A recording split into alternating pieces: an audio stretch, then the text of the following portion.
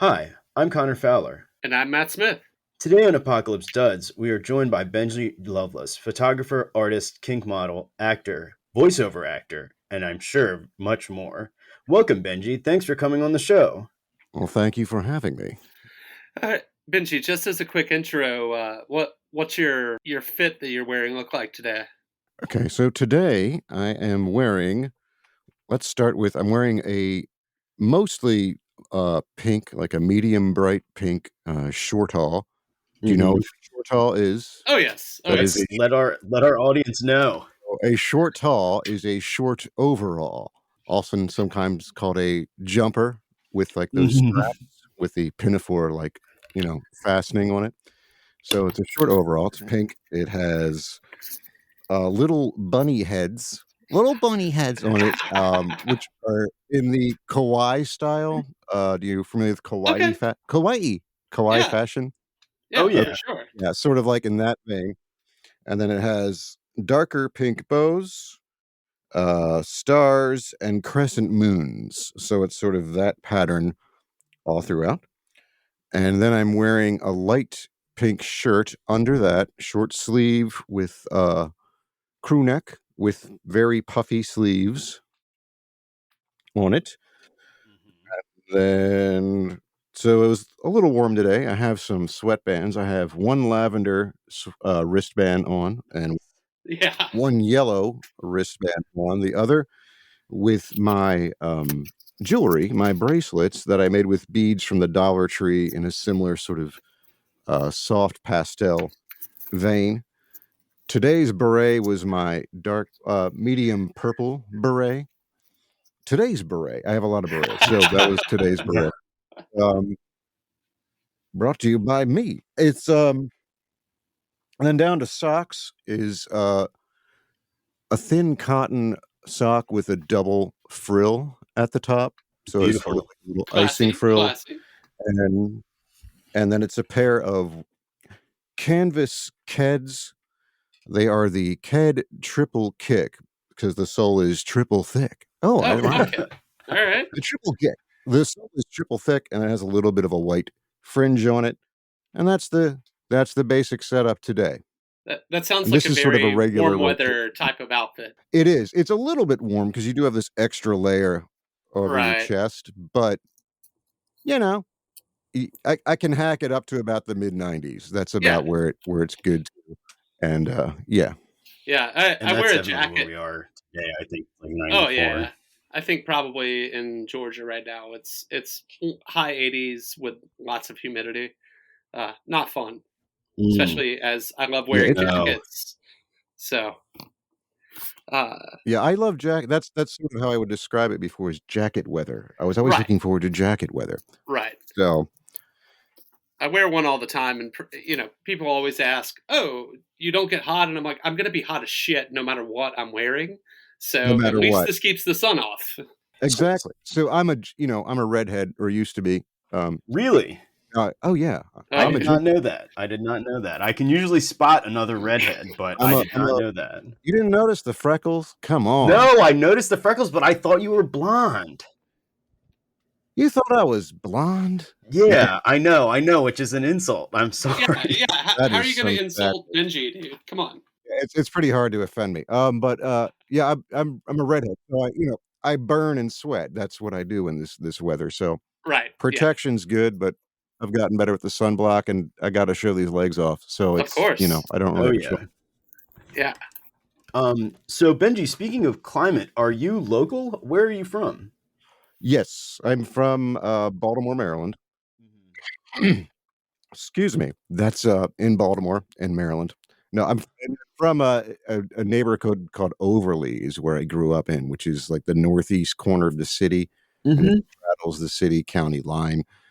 I grew up there in the late 70s, early 80s. So I don't know if there's two movies that sort of describe the vibe. You're familiar with the movie Gummo at all? Yes. Yes. So Gummo, and then there's another movie from the mid 80s called The River's Edge, which is who was in like that heavy metal. It was Crispin Glover was the big deal in it. Yeah. Okay, yeah. Yeah, it sounded vaguely familiar, but So couldn't place it. heavy metal grits looking for shit to do. That's kind of was the vibe of things. So yeah, or have you seen like Heavy Metal Parking Lot ever? That little document. That, of course, I have Right, seen. yes, Yeah, I yes. think that's a So great film. that's the vibe of when and where I grew up. Okay. So, were you involved in the metal scene at all? Only as much as that's what was, that was the language kids were talking in, Mhm. It was and kids would have their, like, maybe their metal shirts if they could afford one, and, I had my hand-me-down Brothers Judas Priest T-shirt and something like that. So, I was into it, b and only from the sense that that's what, the other kids were into, and I, was another kid. I wasn't ever, like, deeply into metal or anything. It was just, like, that's what the atmosphere was. And, and slowly the '80s were there, so new wave and other stuff started coming in, but as far as a lot of the neighborhood, aesthetics and such, that was probably the dominant one. Was it Mhm. was it kind of one of Yeah, those and I know places. some about. Oh, sorry, Connor, go ahead. No, no, no, no, no, go ahead. Oh, I was just gonna You say both are Benji too was. polite to each. Yeah, yeah. We both like to talk, so sometimes we interrupt each other. But was that kind of just like one of those type of suburban, or somewhat suburban places where it was like basically a bunch of white kids trying to rebel against their parents, and like that's why they were into metal? Or Not I just not necessarily. Okay, so that's an interesting. So Overly is one of the earlier suburbs. Most of the houses there are from the teens, maybe the 20s, like 19 teens, 1920s. And for my generation, most of our parents were sort of like not necessarily hippies, but of the hippie ilk. okay, Like they came out of that style era and that philosophy era.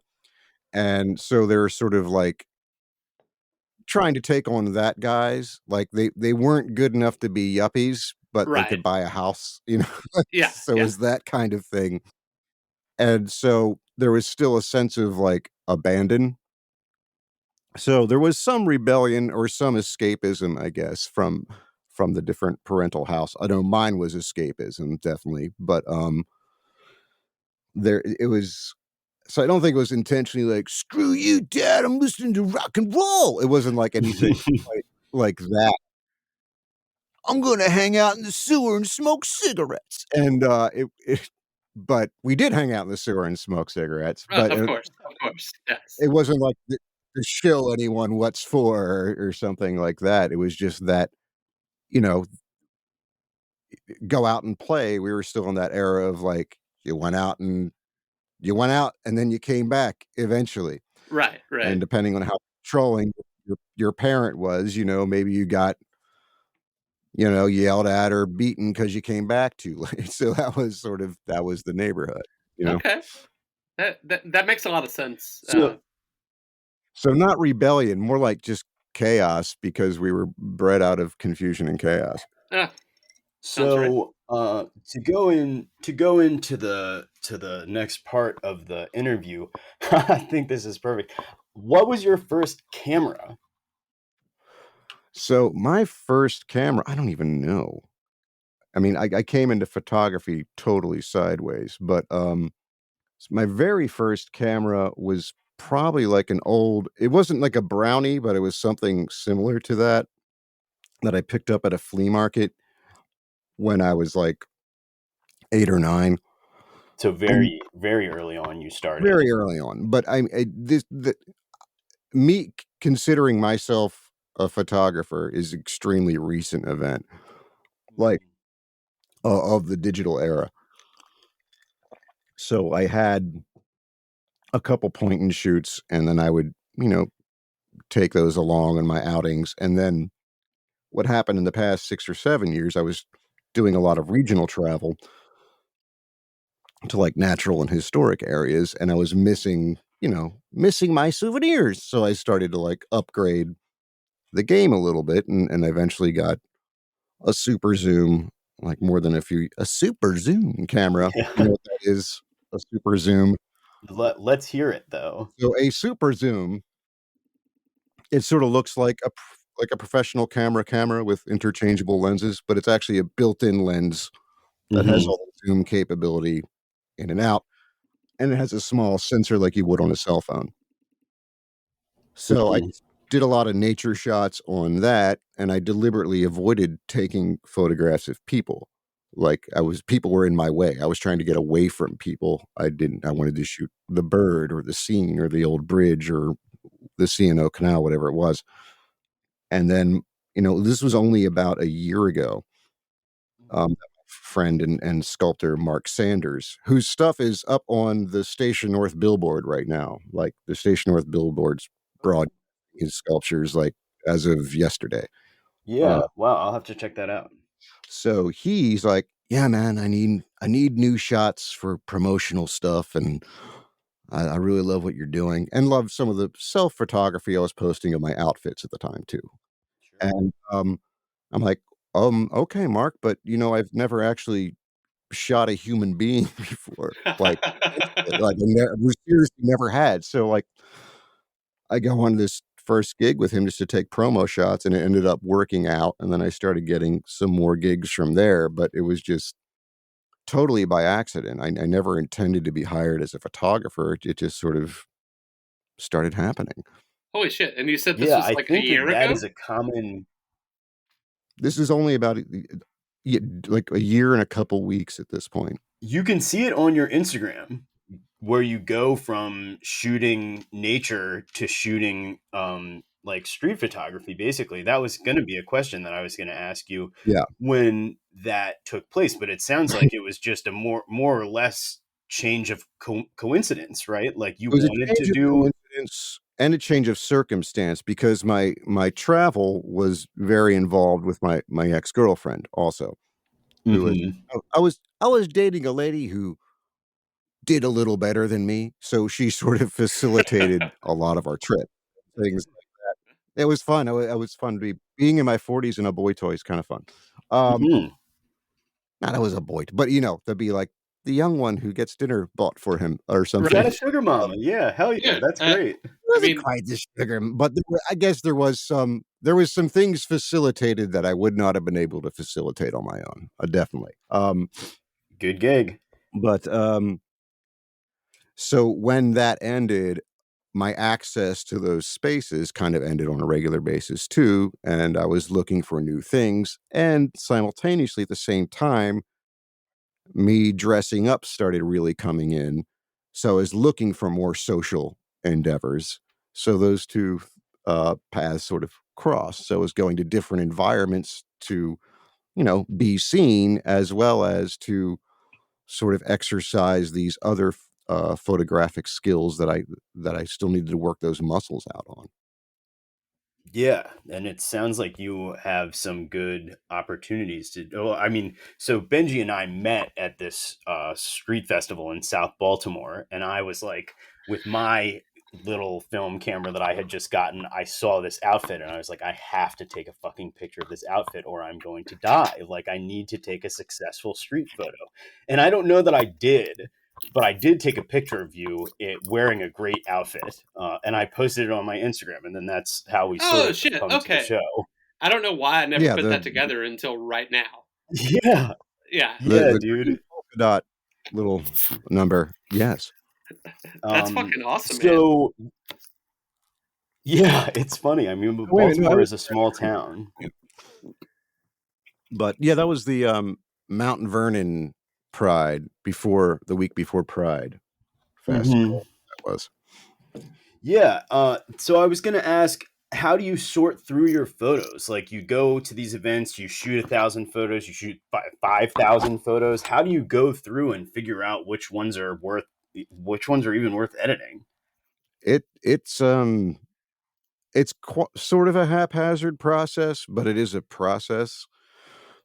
I mean, point by point, usually I'll load my card, like, literally, like, load the card to the computer, and the stuff that's just pure shit, I'll, you know, cut from the card even before I download it on my computer. If it's blurry or if it's just, random. Your fingers in it, whatever. and I end up with this big subsorted file of like the first culling, so to speak. And then I'll just start going through. Now, sometimes I'll actually subsort files before I start deleting, but usually nowadays I'm literally just going through literally. I'm like, that one.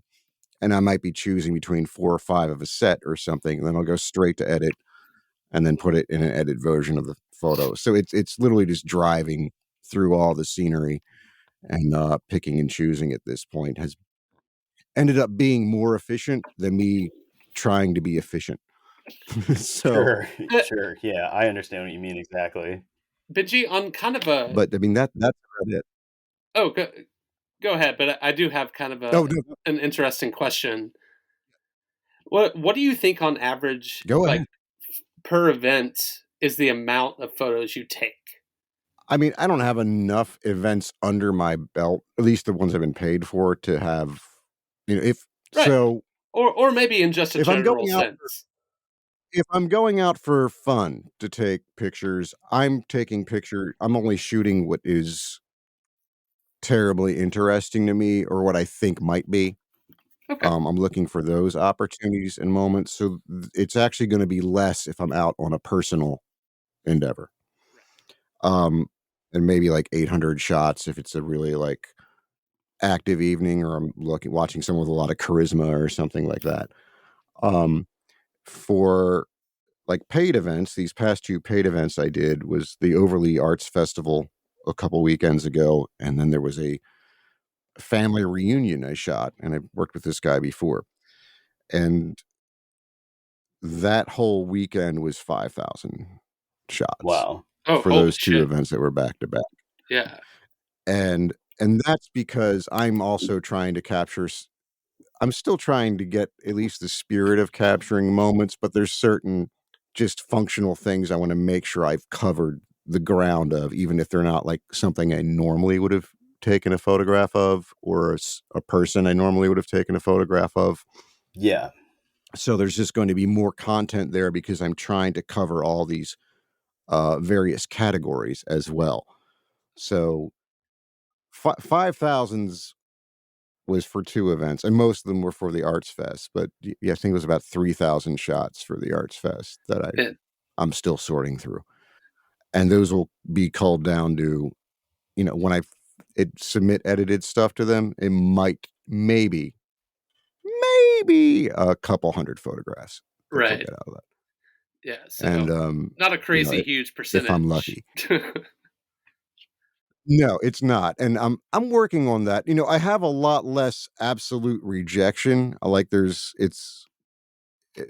do find myself having to make more choices now Right. as it goes on, which is a good sign to me, that I have to decide. It's not just like, "That's the one in focus." It's like, that split second or that split second. So there are other, like, more than usable stuff, but it's my first batch is going to be what I think is worthy and conveys what the client is hoping to convey about their event or retain from it. So, Yeah.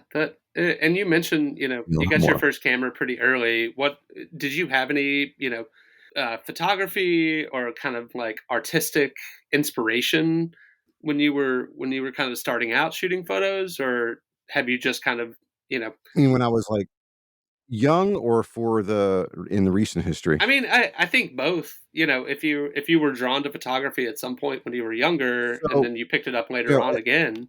as a kid, my mother was, I mean, just in a domestic sense, a pretty good photographer. Okay. Like, our family photo albums look really good, like, especially if you compare it to anyone else's.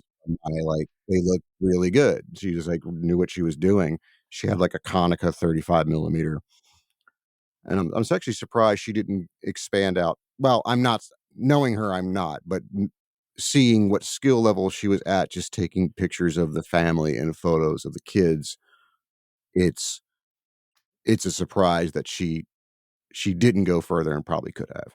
Right. Um, so As that was someone there, and whose then my brother. albums look awful, I can't even imagine this scenario, but I'm enjoying it.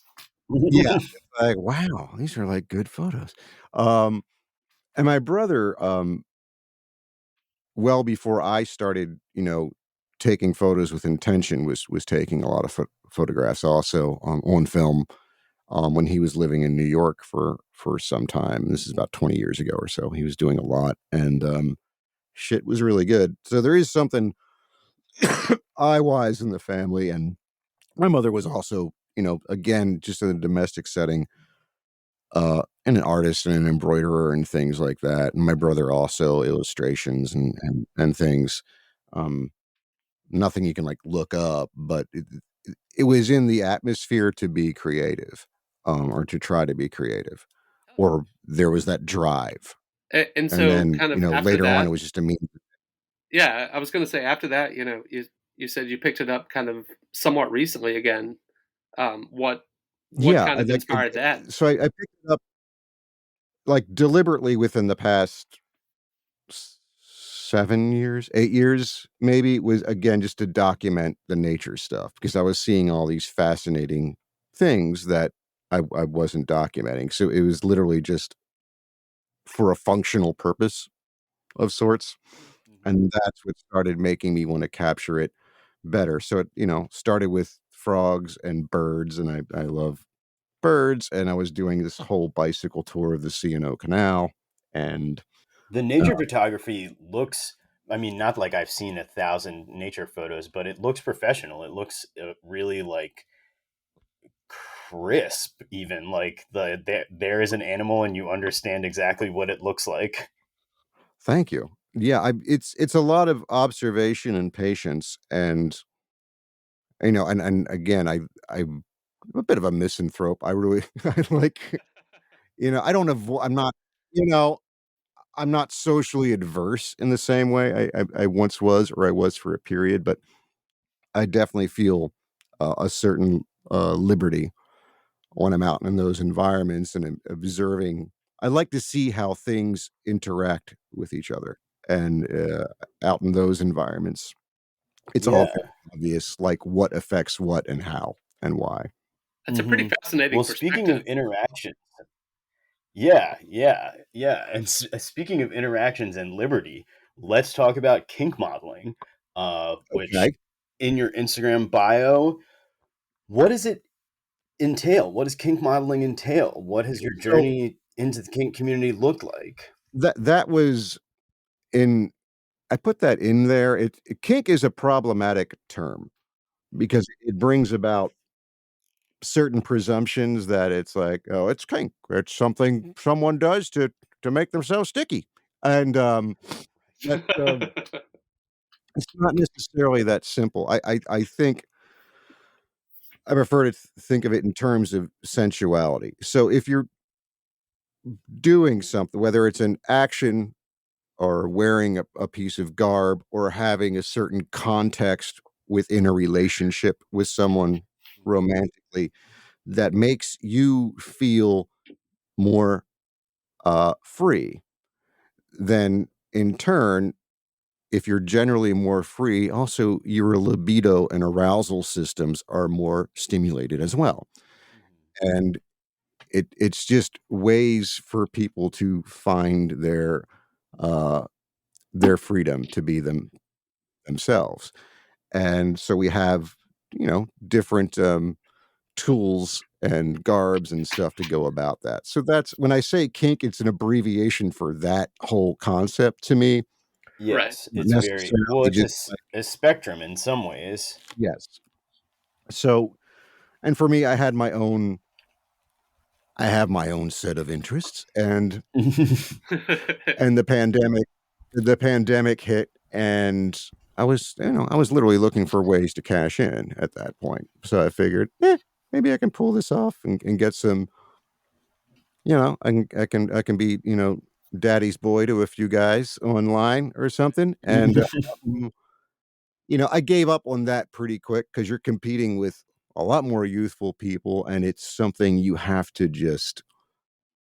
It's a being sex worker is work. Of course. I can It's only like, man, imagine. it is work, and hats off to those that are successful at being, cam girls or boys or whatever that can do that, because it's a it's beyond a full-time job. It's like a full-time thing, man. You are on Your life, 20 it's your entire lifestyle, and it's then you're like all being like invaded by all of these people who are messaging you and making demands of you. And it's like, do you have boundaries or do you want to eat? exactly. And now I wasn't getting to taste that yet. I realized I was not even going to get to taste that. So it was just kinda like, "This isn't gonna work out," and I'm not sure that this is what I wanna dedicate all of my energy to succeed at. Mhm. And so I kinda stopped with it. So now when I put it up there, it's mainly that, some of the photos of some of my outfits can also be dumped into other genres as well, and I think, I'm a kink friendly model, I guess is more a better way to put it at this point. Mhm. But, Yeah, I see. I think that that's a worthwhile distinction. Yeah, so you're I'll not probably necessarily yeah, doing I it might full change time. that descriptor. Yeah, I'm not getting paid to do it. That's the thing. And I'm not putting out anything at this point that involves, um, you know, nudity or sexual action, Right. that's not what I'm putting out there. So, I guess that's the difference. Yeah, understood. I Hey, mean, I think I that love that's the worth. kinky people. I am the kinky people. Nothing against the kinky people. I just, Right. Mhm. yeah, that's not exactly what I'm doing now. It's just sort of something I did do, and I think when I started that Instagram,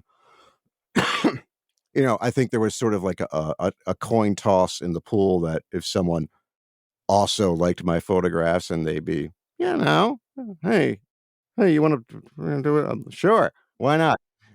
Why not? Yeah, I'll take it." Yeah. But that hasn't really happened, so it's sort of like a little flag out there like, "If you're thinking about it, you can send me a message," but, it's I'm not actively doing it or pursuing it right now.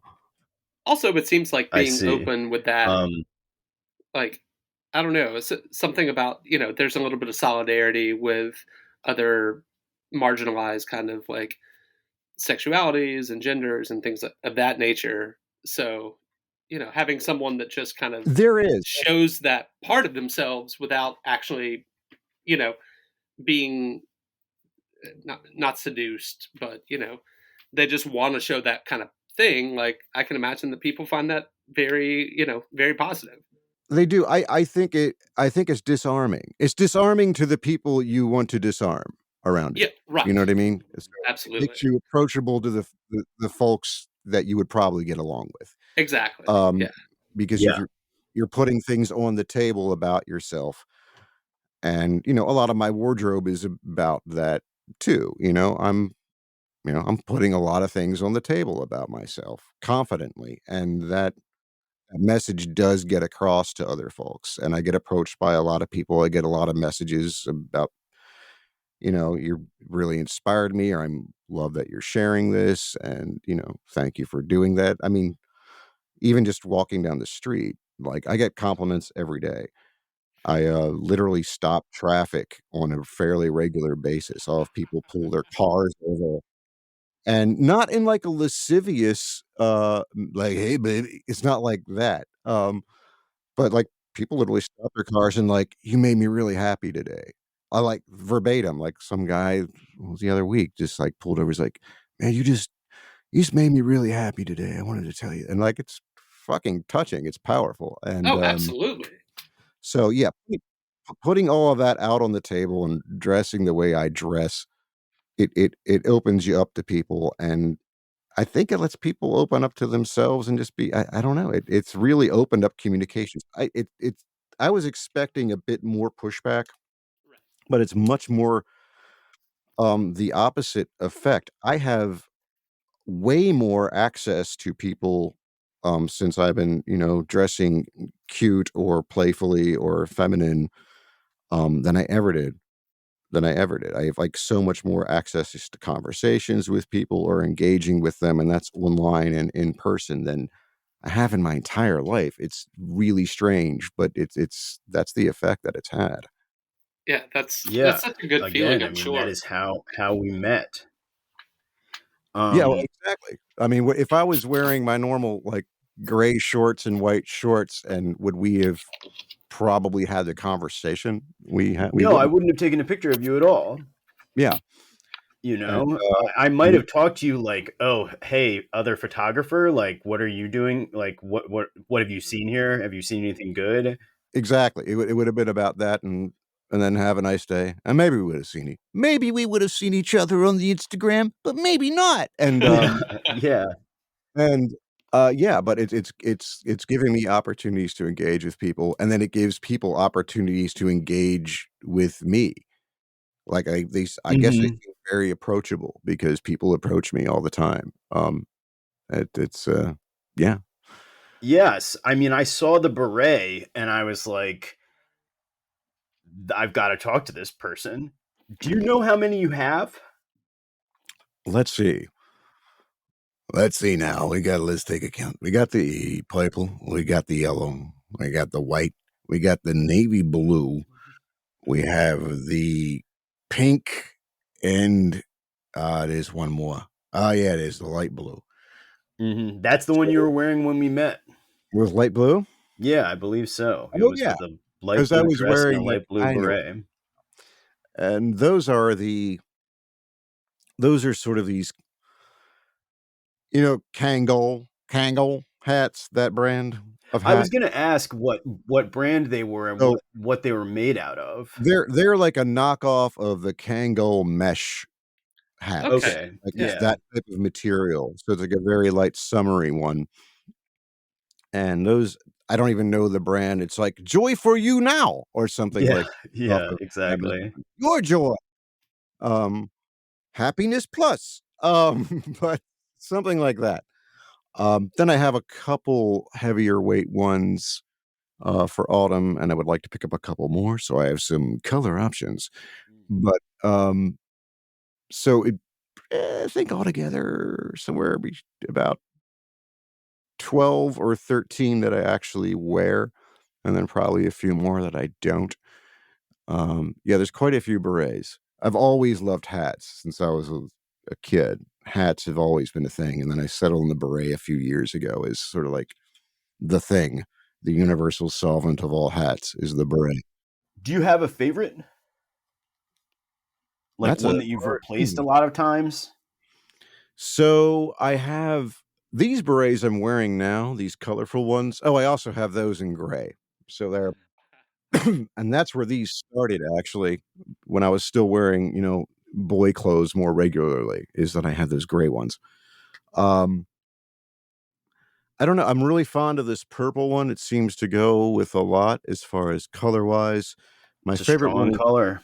it's the strength. It's a regal color. It is the color of kings. It is the color of kings. The color of kings. That's a new movie coming out with Paul Newman's ghost. They're gonna CGI him. The color of kings. It's gonna be the third part of The Color of Money. Coming soon. The Color of Kings. He was dead, but he played pool. So there's a heavier knit gray one that I'm very fond of the fit and weight and hand of it, and that's sort of probably my favorite as far as the way it hangs and everything, but it's definitely not my favorite color one to wear. So that's what I'm trying. I'm very particular about all my shit. Like Oh, it has yeah. to like sit and hang in a certain way before I'm happy about it. Absolutely. I feel like you And have that's to why you're on be. the show. Yeah, That's why I'm on exactly. the show. Yeah, yeah. I You're forgot not just I forgot going about photography. Same whole category. you're not just going to Target to It's a buy fashion. whatever is cool or whatever you think looks half decent, or on the Right. other side Well, of I have things. gotten some things from Target, Oh, but certainly, yeah. certainly. But they have to meet the right point with you and Yeah. how you want it to. If I'm going to do this, like, if if I'm going to go walk the streets dressed like a little girl, it better be good, like you can't do that half-assed. Like Absolutely. it just well, you can, and you're not gonna get the reaction you want. It's Right. gotta be good. You gotta put it together. Um, And that's not that admonish someone who can't afford certain things or whatnot, but it's just if you're gonna do it right. Yeah. You know, You have to figure that's out your aesthetic, that was essentially. yes. And different things are gonna work for everybody else, and it might not be the thing you thought it would be. Right. You know, you might have to arrive at something. So How did you arrive at kind of the vibe that you have been playing with for the past little while? so I'm still arriving Okay. at it. I'm Yeah, of still course. figuring there's a lot of misfires and but it started much more just sort of like playful, like definitely still more boyish kind Okay. of stuff. Right. Mhm. You know, again, like short alls and a little like stripy shirt or something and a pair of fish head sneakers and sort of at least like publicly, I would have some more like girly stuff for like private. Um, but then as I started doing the public dressing, I started getting, braver also. And I originally sort of like that more kind of like, childish, playfulish kind of look Right. and for myself. But then I also very attracted to that sort of 40s, 50s aesthetic in women's clothes. And then that sort of morphs into that kawaii fashion. And I'm trying to add a dash of you got to be careful about when you use this word because they're a savage little bunch. And I warn you, the the Ah, Lolita fashion yes, movement. yes. So I like elements of them, but man, you do not want to tag anything Lolita unless it's purely Lolita. Oh, I can If it imagine. Oh goes, my god. oh man, no, they'll. I'm serious. They will come after you. They're like angry little people. The Lolitas. Dude, There's exceptions. There is a resistance movement within them, but there's a lot of self-appointed gatekeepers to what Lolita is and what Lolita is not. And if you at all try to mention it in conjunction with other styles or aesthetics, they'll bring the hammer down. oh, They're wow. they're nuts. This I'm sounds like you're so speaking from serious. experience. Oh yeah, I've had them like attack accounts and try to get like things shut down and shit before because I like tagged something Lolita that wasn't to their vision of it. Jesus. Oh Wow. yeah, serious. And this has happened to plenty of other people too. So it's like a Yeah, Lolita it's like a mafia. weird yeah, it's a weird savage little thing. Now there's going to be a Lolita maybe that hears this and hears that and you're going to get some shit from me. Oh, I don't know about that, man. I If apologize they to Yeah, any do, that's Lolitas I that would come across uh, this. I'm not talking shit. Just yeah. fascinated. I'm just expressing my opinion as a guest. This is not the views necessarily the views of our hosts. So This is a neutral Lolita show. Yes, yes. yes, but, but So I have those heard I various have heard a few different voices, and I know that you do voice work professionally. So I was curious how long you have been at it, and most importantly, how long have you known that you had a marketable voice?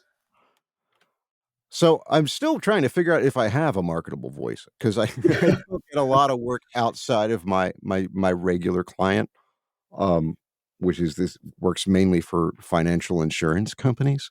Okay. Um, but I have always wanted to do it, like, since very early on. I think since I was, like, a teenager or something, and it was something I kept putting off for years and years, and it's like, "Oh, you need to make a demo." "Well, I don't know how to make a demo. Where do you get" And so, I just didn't get around to it, and I did a couple projects. I was the facilities manager at Port Discovery for, like, 13 years. I don't Oh know if you boy. know that place. Yeah.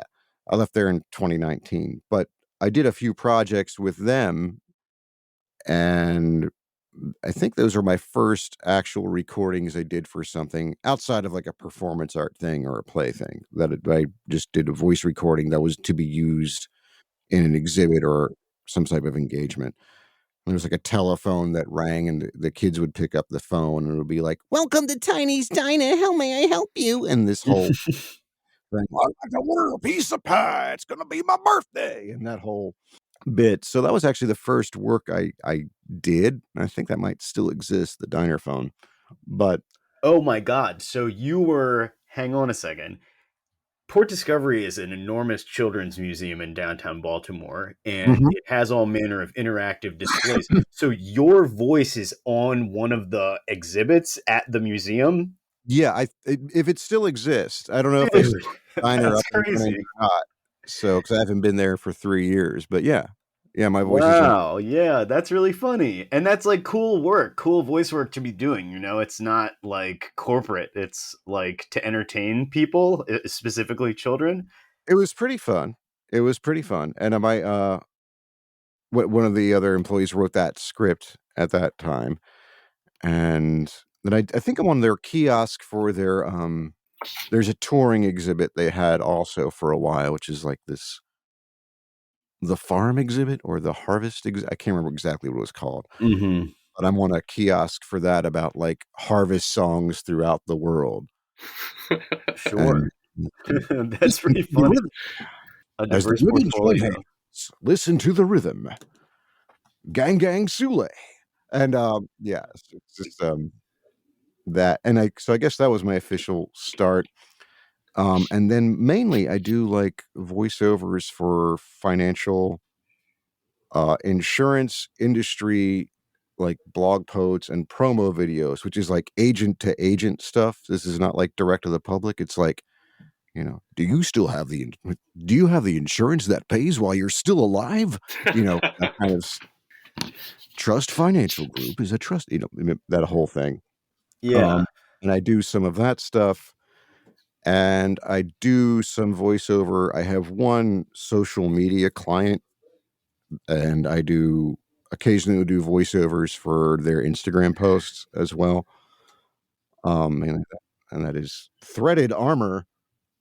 So yeah, I run the social media account for an adult diaper company named Threaded Armor. So Wow.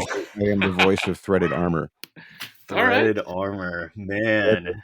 Dude, Armor. I was gonna say, Benji, your Look them up. They voice, make good shit. like you kind of remind me of J.K. Simmons, who I absolutely love. So that's who kind of Oh like man, comes to Yeah, a mind. little bit. Oh Yeah, shit, I think that's he's like more a huge Midwestern, compliment. but Yeah, That is he's a you've bit more Midwestern when he has his Frank. That's the first time I. Yeah, he has a bit of that thing in there. Yeah. yeah, yeah. Oh I man, don't, I don't know. That's I what came to always mind thought, immediately. wow, I love that. Yeah, I don't quite hear it, but I'll take it. I'll All right. absolutely take it. I always thought he should have played the comedian in Watchmen. I Oh thought, yeah. Oh like, yeah. That would have been a great casting. yeah, Yeah. I would. That guy's great. Yeah, Wow, thank you. That's a compliment. of course. I'll Yeah. take it. I don't know why. I feel like he's one of those mostly just, sideline characters and things, but I always just find him hilarious no matter what context he's in. And I don't know. Yeah, he's really good. He started off as a character actor, but he's kind of coming to his own. He's definitely done some lead now at this point. But Yeah. yeah, there's what's that movie Extract? It's a Oh Mike God, Judge with film. Jason Bateman and Mila Kunis. Yeah. Yeah, yeah. Yes. Such Yeah, a he's such a so good good in flick. that. What is that? He's calling everybody. Keeps calling not Pinhead. He keeps Doofus or I don't know. There's some catchphrase he has in that film. Movie right now. Doofus would sound good in his voice. Yeah. Doofus or something like that. I don't remember, but yeah, I love the J.K. Simmons. I've lost now. We were on voice. We were on. How did I know? I was going to ask you because you said in a call before this interview that you watched a lot of advertisements on television when you were a kid. Oh, And I was going to ask you if any of those have kind of stuck around in your brain and have influenced your voiceover work now. I don't think there's like a specific one I could cite, but I think that era, that sort of like late 70s, early 80s is towards the end of the classic broadcaster era, where you'd hear a man's voice on the radio. That whole thing. I always thought that was so powerful, and I just loved hearing it. And it's fading now. You don't really hear that. And the news time is 4:49 p.m. Like, you don't hear that too much anymore. And I think there was, but yes, that did get in my brain. There was some sort of authority and regard. There was something powerful about hearing that to me, and you paid attention to it, or it was something important, you know? It's like when they do Authoritative. a commercial for, like, an ambulance chaser was somehow important. It's like, "Your child's brain damage may be caused by cerebral palsy." Oh, you're right, it might be. You're correct, and, you'd pay attention to it still. And I don't know, it did set about something, and that is what I'm going for. I wanna be as good as those guys were, or convey that same thing, because there's a rhythm to it, there's cadence, there's all these lovely little bits and pieces to that, presenting it that way, which I think we've lost. And I think I was discussing this other aspect with you earlier, where it's sort of popular as, like, the dickhead, like, dickhead pitchman, like the Ryan Reynolds type or something, Yes. Ah, like, yes. "You see this guy? He's better than you. What? Whatever." Like, it's just like, and it's just like, "Huh, oh, you're still using ice? That's shit. Ice doesn't keep your drink cold." Why do It's you think it is that way? Why do you think the annoying voices have won out? Because that's what it is, I think, in maybe half of advertisements, there are extremely annoying people. it's okay. I don't know exactly why it is, but I think I can pinpoint when it is and how it developed. Sure. So it's so here's the inherent problem. The inherent problem in moviedism. Do you have moviedism? You should get it looked at. There's in moviedom and sitcoms and such, is instead of really fleshing out characters, it's not the event and what is occurring that is funny anymore. They try to make every character snarky and funny. Like every Yeah. character tells Yeah, jokes, exactly. Every every character has like a funny, sarcastic affect. and, like, Marvel Universe currently is just awful with it. Like, every character is just like a comedic fucking genius, and it's like, this is not interesting to me. Right. And it's just not. And if you look at the remake of Ghostbusters, the all-female cast of Ghostbusters, Mhm. they did the same thing. Like, the original Ghostbusters, there's a few jokes in there here and there. There's a few intentionally funny lines, but for the most part, it's the interaction, and it's the context, and it's the faces. The characters themselves are not trying to be funny for the most part. The new one, that's all it is. Every character's trying to one up the other with how funny they are, and it's not funny. I didn't laugh once during that whole movie. And there's actually, if look on YouTube, there's a guy does movie reviews called Mr. Plinkett, Red Letter Media. I know, yeah. Okay, he does one on the new Ghostbusters. You got to watch it. That will explain everything I'm talking about. But I think you can trace all of this all the way back, and I think this is the source, is Joss Whedon and Buffy. I love Ah. Buffy the Vampire Slayer. I do. I'm a fan, and and especially I like Angel too. But I think he did it right, and he had a certain balance with it, and there was a certain feel to it that somehow worked. But that became, because of its success and because of it, it lingered around for years and years. It became kind of a cult show. I and he became a more powerful director and better known as well. And I think that became a template and a formula that everyone started following, and then they kept compounding it. And not only is it popular, they forced that into popularity, is that's sort of what the viewer wants. The viewer thinks now that, oh, well, what I want is to be the snarkiest, and I want to be the funniest in the room, and I want the attention that way. So, kind of like I was influenced by the deep radio guy who was sincere and told you this important thing, this important message. Like, I desired that effect, and it was the effect I was surrounded by. now are surrounded by dicks getting away with everything. I'm a dick and I get away with everything. They're like, oh, yeah, I'm a dick and get away with everything. So it's enforcing its own popularity. That's my theory at this point, is that everybody, I guess, wants to be a dick. I don't know. So we're looking up to them at this point. Maybe it's going to fade. I don't know what the next big thing is going to be. I have no guess. I think the dicks are here to stay. The dicks are here to stay. I don't know, man. This young generation's throwing curveballs left and right. You never know what to come up with next. You can't right. You might just cut the dick off. And right. Maybe so. A Shirley Bobbitt situation. A national. Yeah, Bobbitt, the whole thing.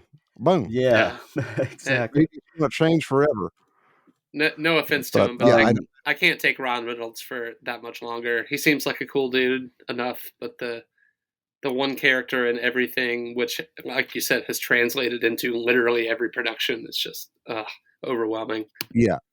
And he's always the same thing. Not that look, the guy's a professional. That's a lot of work what he does. I'm not shitting on his he's good at being endurance that one and his dick. But God, it's annoying. And also, I have to say, I'm biased now because I got Mint Mobile. I switched to them back in May, and they just they hurt me. They hurt me bad, and it was this whole rigmarole. Mint Mobile's the cell phone company he partly owns and advertises. Oh, gotcha. Oh, there's the connection. I was like, what the fuck is he talking about? Yeah, it's Mint.